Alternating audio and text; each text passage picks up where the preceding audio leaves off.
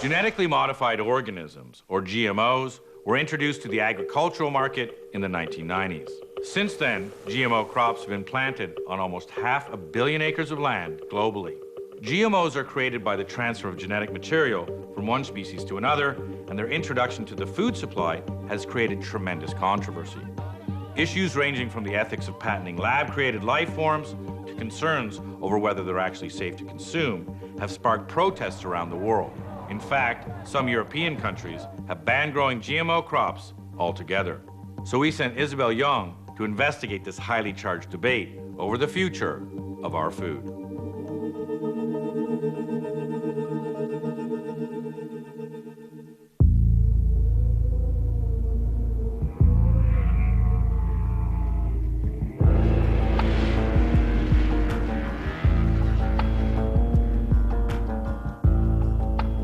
Arctic Circle at the Svalbard Global Seed Vault, which contains hundreds of thousands of different varieties of seeds from all over the world. This place has been known as the Noah's Ark of seeds because in the case of a global catastrophe, this is our last resort for replanting the Earth.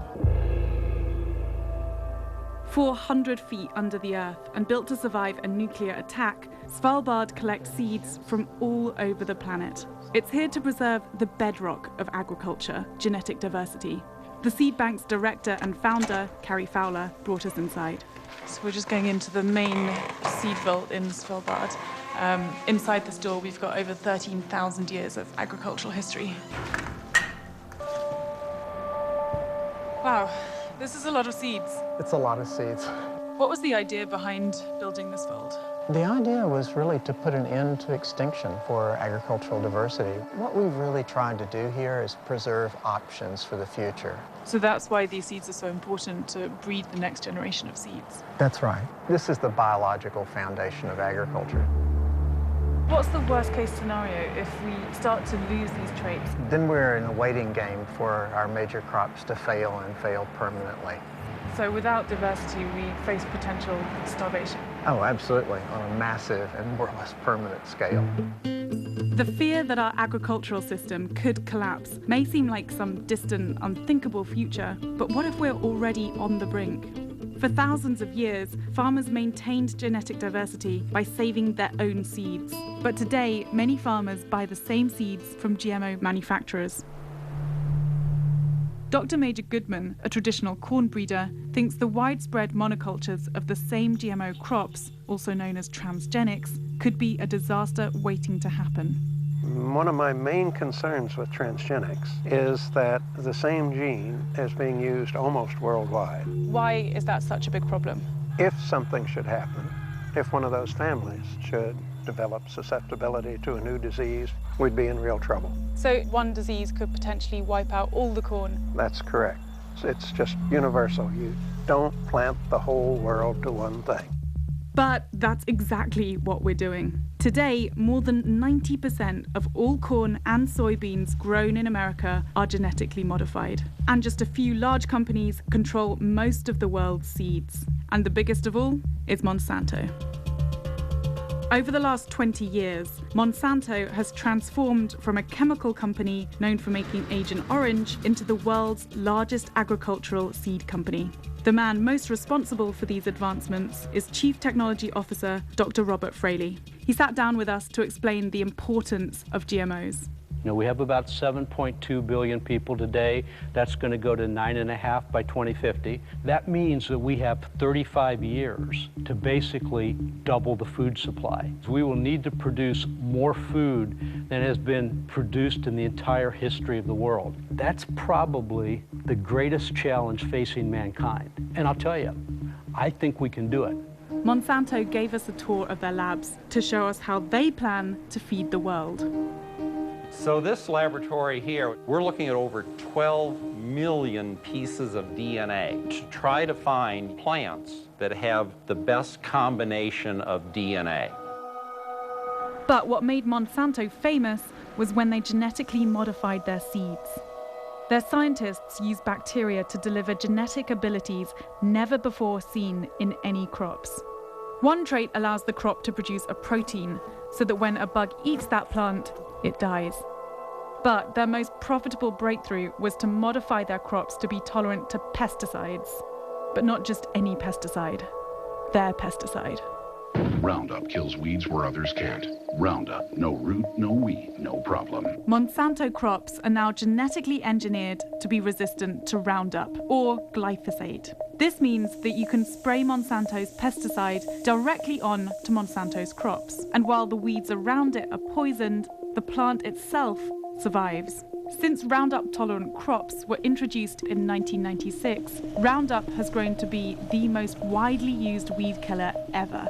A lot of people do say that this is just an ingenious way for Monsanto to sell more Roundup. But I think it's a good thing. Roundup is one of the safest and most effective herbicides that have ever been developed. And today, there's now biotech crops grown in about 30 countries around the world. One country embracing this GMO model wholesale is Paraguay, where the percentage of farmland growing GM soybeans is larger than any other country in the world. The scale of soy farms here stretches literally as far as you can see. It's just soy in every single direction. GMO soy is booming here, and business at the Monsanto distributor has never been better. We're just taking a tour around De Calpa. They mostly buy from Monsanto and they distribute to farmers all over Paraguay. Wow. Does everyone in Paraguay grow Monsanto soy? El 98%. Now, because the seed genes belong to Monsanto, a farmer is not allowed to replant any of the seeds from last year's crops. Instead, they have to buy new seeds every season. This is where they're like sorting through all their seeds and separating them by size. Soy. So farmers are buying a lot of Monsanto seeds and also a lot of Roundup. Whoa, that's loads of Roundup. This is all Roundup, Roundup, Roundup. How much Roundup do you sell every year? Mucho. We wanted to know whether insect-resistant and Roundup-tolerant crops were working as advertised. So we went to meet up with some soy farmers. What kind of soy do you grow here? Monsanto es. Have you had any challenges using GM soy? Sí, muchos problemas de maleza que ya hoy están resistentes al glifosato, que hoy tenemos que hacer mezclas con otros productos. El moho, que tenemos que sacarlo manualmente. Después tenemos la otra maleza, es muy difícil de controlarlo también. Tenemos el otro. So none of these weeds were here when you weren't using GM? Eso surgía con los años. We found these Roundup-resistant superweeds cropping up on all the soy farms we visited. How many of these do you normally have? Eso sí, millones de plantas se puede tener en un hectárea. And it isn't just the weeds that are getting stronger. In some cases, the bugs are too. Oh, what are these? Este es un chinche que consume el grano. So when did you start getting a problem with these things? Son aproximadamente 3 años, que es mucho más agresivo que lo antes. Son algunos insecticidas nomás que le controla. To combat these superweeds and pests, farmers are forced to use larger quantities of other, more potent chemicals. So locals call this thing the mosquito because it's got a huge wingspan and it just sprays huge amounts of glyphosate all over these soy farms. Even though this GMO system is becoming less effective, it's being implemented over so much land, making it difficult and costly to change course. Do you feel trapped at all by these GM companies? De cierta forma sí, porque dependemos de la tecnología que ellos nos estén presentando para que nosotros podamos producir. Back in the 90s, when you guys were applying to the USDA to get Roundup-ready seeds into the US market, you did say in your application that there would not be an issue with glyphosate-resistant weeds. What happened? The important thing to understand is Roundup is still controlling hundreds of weeds. Now, how do we make that Roundup-ready system work better? How do we use, combinations of other products? So you're saying that you guys made a mistake back then in the 90s? As a scientist, absolutely not. But I'm just wondering why you said in the 90s that you weren't expecting any resistance to I don't know the document you're referring to. I can simply... I can send it to you. It's your application to the USDA. My view of this as a scientist is resistance is always going to happen. Monsanto's solution to the problem is a new GMO product. This product contains genes resistant to both glyphosate and a more toxic pesticide that they also make called dicamba. We're facing a situation of chemical warfare, so it's only the beginning. Miguel Levera is the former head of Paraguay's GMO regulation agency. Levera thinks the GMO soy model is a good deal for Monsanto, but a bad deal for all small farmers. The traditional farmers have very, very little possibilities of using any of these soybeans. This model is actually producing large-scale inequality.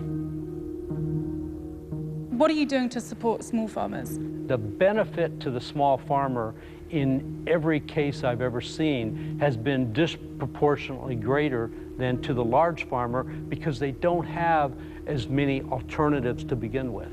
So you're saying that your products are helping small farmers as much as they're helping big agriculture? Actually more. And if you give a small farmer a better seed, they'll grow a better crop. But the seed's high cost makes it impossible for the small farmers to turn a profit on the amount of land they own. In fact, taking Paraguay as a case study, 80% of the farmable land is now owned by less than 2% of the farmers. And additionally, those who grow non-GMO crops are now boxed in by more and more spraying. This lady says a lot of these crops are damaged when they fumigate the fields right next to her, and the corn doesn't develop as it used to.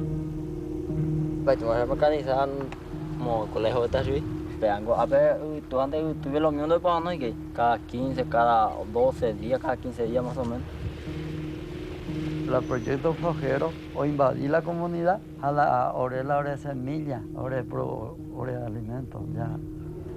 With fewer small farmers growing crops that people eat directly, Paraguay has had to increase its food imports by nearly 300% in just 10 years.